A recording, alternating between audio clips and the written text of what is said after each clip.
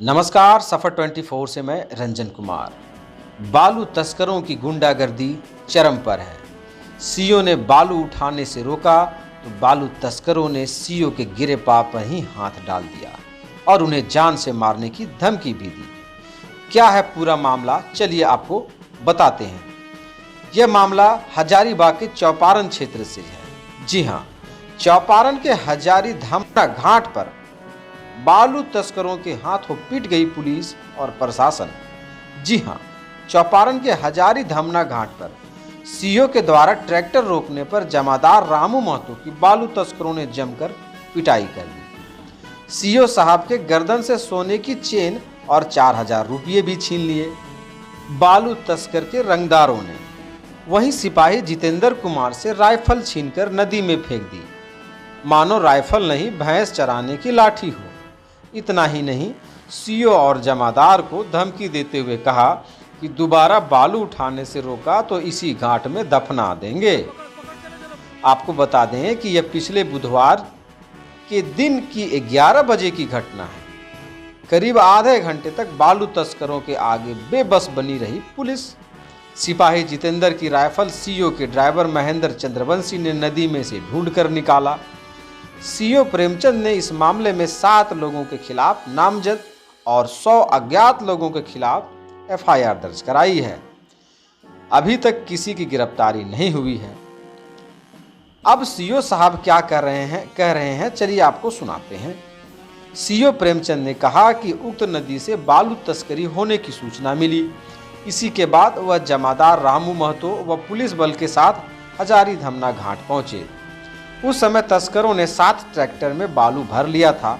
जवानों ने जब बालू लदे ट्रैक्टर को रोकने का प्रयास किया तो उनमें से 4 तस्कर ट्रैक्टर लेकर भाग गए। जवानों ने 3 ट्रैक्टर के चालक से चाबी और मोबाइल छीन लिया।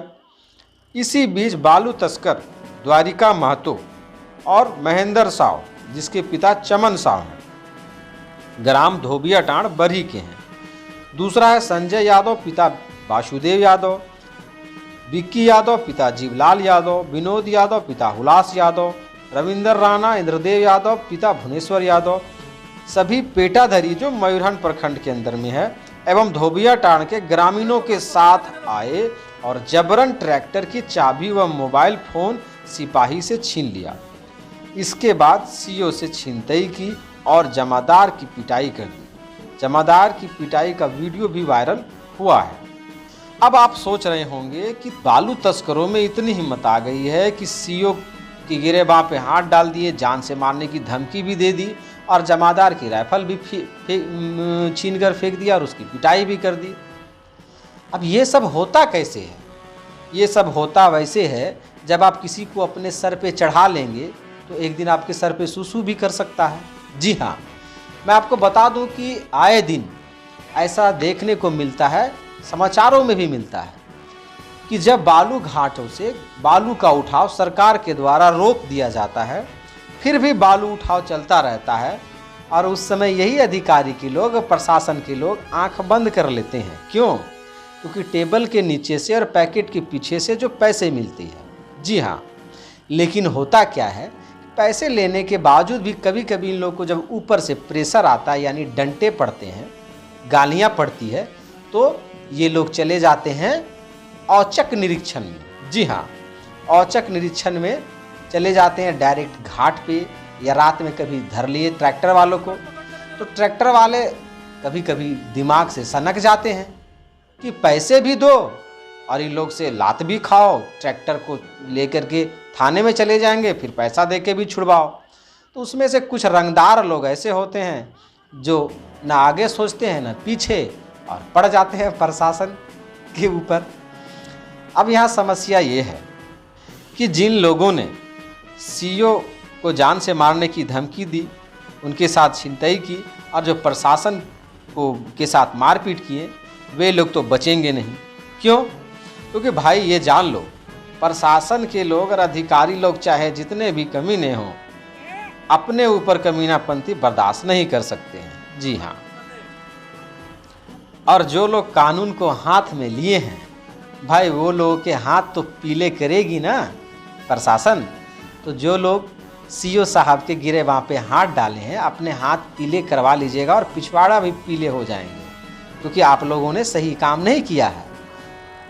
चाहे बात कितनी भी बिगड़ जाए, प्रशासन के ऊपर हाथ नहीं उठाना चाहिए, कानून को अपने सर पे नहीं लेना चाहिए, अपने हाथ में नहीं लेना चाहिए।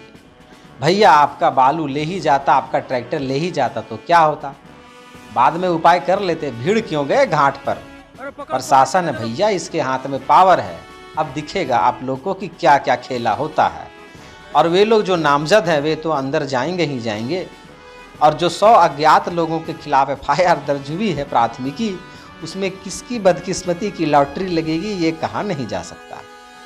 और हाँ, यदि कुछ दिनों के अंदर ये लोग जेल के अंदर नहीं दिखे तो आप ये समझ लीजिएगा कि यही अधिकारियों और पुलिस वालों के बीच सेटिंग हो गई है, 1 लाख 2 लाख दे करके मामला रफा दफा हो गया है। और रहा कोर्ट कचहरी की बात, तो केस खाना पूर्ति चलता रहेगा, बेल पर चलते रहेंगे और फिर सब ठीक हो जाएगा।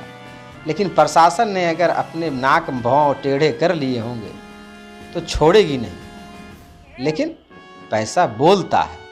देखिए इस केस में आगे क्या होता है, अपडेट मिलेगा तो ज़रूर बताएंगे। जुड़े रहिए सफ़र 24 के साथ। नमस्कार, धन्यवाद, जय हिंद।